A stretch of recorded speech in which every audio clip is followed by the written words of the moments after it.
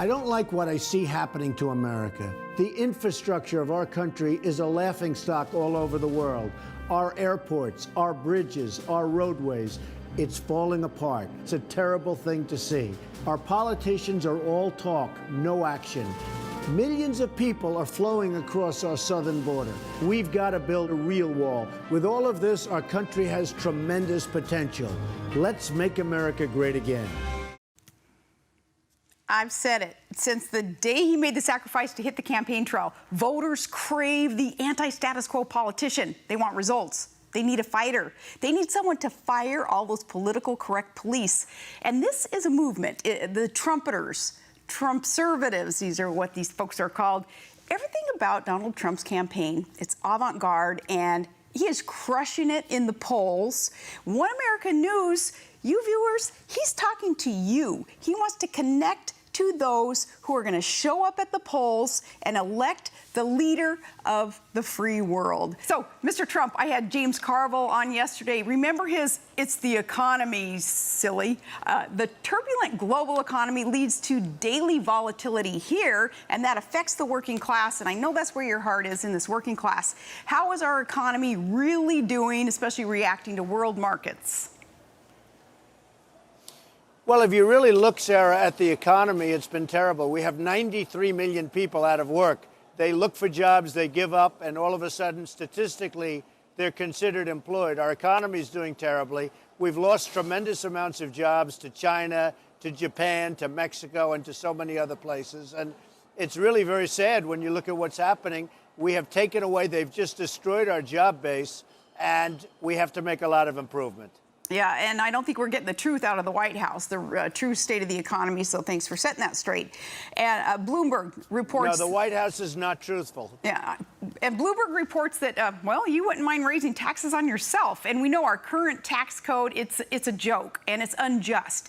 And I, though, wouldn't be offering to let the IRS take more of my money, but share what you mean by fixing our screwed-up tax code. Well, we have a complex tax code that nobody understands, and people can't figure it out, and they have to spend tremendous amounts of money for lawyers and accountants, and we have to simplify our tax code. You have hedge fund guys that are paying virtually no tax, and they're making a fortune, and we have to change our tax code. There's no question about it. And I say simplification. Now, you can go to a fair tax or a flat tax, but the easiest way and the quickest way, at least on a temporary basis, is simplification of the code. Get rid of deductions, reduce taxes. But some of these people, like some of these hedge fund guys, they're making a lot of money. They're paying very little tax. It's unfair to the middle class. We have to create we have to help the middle class. The country, as you know better than anybody, the country was based on the middle class. They're the ones that really had so much to do with what we all have now, and they are being treated horribly. You know, I want to talk about the campaign then, about that middle class that you're really resonating with, your message about fairness, just jobs being created in a better economy. On the campaign trail, specifically, I know a lot of military folks, and I saw a guy walk behind you, Mr. Trump, with an Army T-shirt on, and it reminded me, hearing from so many military personnel every day, personally, it's lately been all about you. It's a connection there that I'd like to know more about, the respect that they have for a truth talker as opposed to just getting punched in the nose the last 7 years under Obama. How is it that you made that connection? Well, you're one of the people that would know because you have that connection also, Sarah. One of the reasons I've always liked you so much, you and your family, you have that great connection. And it's really pretty simple. You know, you look at what's happening with the vets. They're being treated like third-class citizens. We have tremendous amounts of money going toward the vets, but we have incompetent management, incompetent leadership. And, you know, as of 2 weeks ago, they had 2 weeks ago on Wednesday, they had the longest wait in the history of the Veterans Administration, Sarah. People would wait 5 days, 2 days, 3 days to see a doctor in a waiting room. And sometimes at the end of that long wait, they wouldn't even get to see a doctor. The vets have been treated terribly. If I win, if I get the nomination and ultimately win, believe me, the vets will be taken care of. And I do have a relationship with them. I see the relationship. I feel it. They did a poll recently, and I'm very popular with the vets because they know I'll fix the Veterans Administration. It's a disgrace the way the vets are being treated in our country. There are great people, and they're treated very badly. And they are great people, and they're humble. And, the reason that it's been this undercurrent problem and scandal in the VA is because vets don't complain. They're not whiners. And here it is up to us then to figure out what the problem is and then to fix it. More about the campaign trail. You're seeing some idiots in the press, and they're misrepresenting your exchange, like the other day with the political activist, the father of the Clinton staffer, Univision's Jorge Ramos, and you schooled that radical activist. And it was the right thing to do, because I don't think he's going to pull that again. Where'd you get your guts for that kind of necessary confrontation? Well, the press was very good to me on that one because he was totally out of line. He was screaming and ranting and raving. And I actually said, who is this guy? Then I figured it out. And, I'm suing Univision, actually, for $500 million.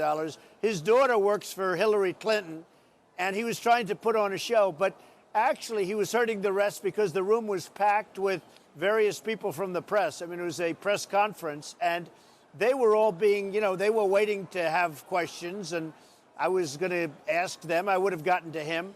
But he stood up and started screaming all over the place. And frankly, Sarah, the press was pretty good to me on that. I mean, they agreed with what I did.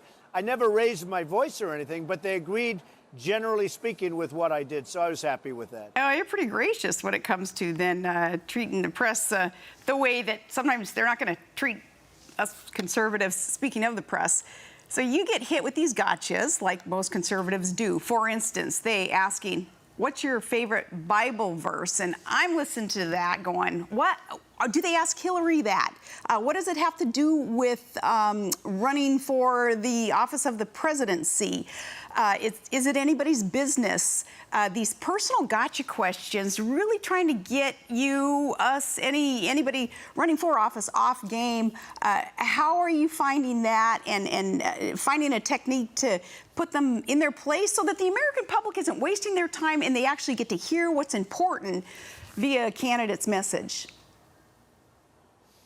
Well, you saw that. I love the Bible, and I'm a Protestant, I'm Presbyterian, and they were hitting me with different questions, one after another. And, look, I don't know if it's gotcha, but probably is. And then they said, what's your favorite verse? And, that's a very personal thing. I don't like giving that out to people that you hardly know. And frankly, I don't know if they're fair questions or not fair questions. But, there are certain things that you and myself and a lot of other people like to keep personal. But I love the Bible. It actually started where somebody held up the book, The Art of the Deal. I said, that's my second favorite book. But my first favorite book by far is the Bible.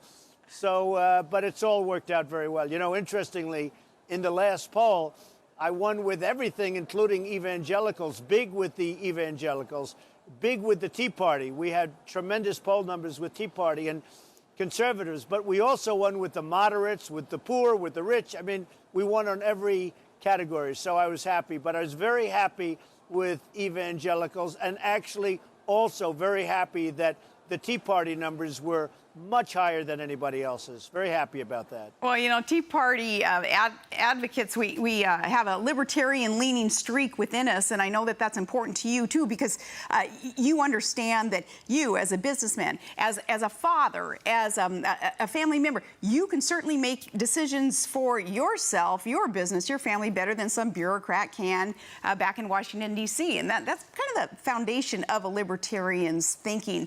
I know you're busy. You got millions of people waiting for you, Donald Trump. So I have one more question. Here at One America News, the War Room here at this network, they're looking at a poll, and you're leading at, about 41%, and you never dog it. So what is next? Because we know that you're going to keep rolling down the trail.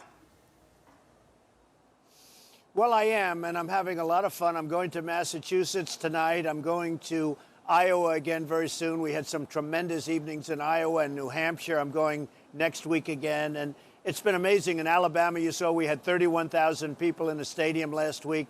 And the spirit there was incredible because they want to see something happen that's going to be great. They want to see America be great again. If you look at what's happening with this country, It's so sad. And you pointed it out for years, and it wasn't easy for you to do that. And you hate to have to do that. But we are doing it, and we have tremendous support, tremendous standing ovations, and we're having a lot of fun. You know, we're bringing back the sort of, I use the term again, it hasn't been used in a long time, the silent majority. There's a tremendous group of people out there that just want to see this country be great again. And that's what I'm really seeing, and it really is resonating, Sarah. And I have to tell you, you are a terrific person, and it's great to be with you. Thank you so much, Donald Trump. Get out there and let the people know what it is that you stand for and what your intentions are for this country. So thank you for taking your valuable time and sharing it with us. Thank you.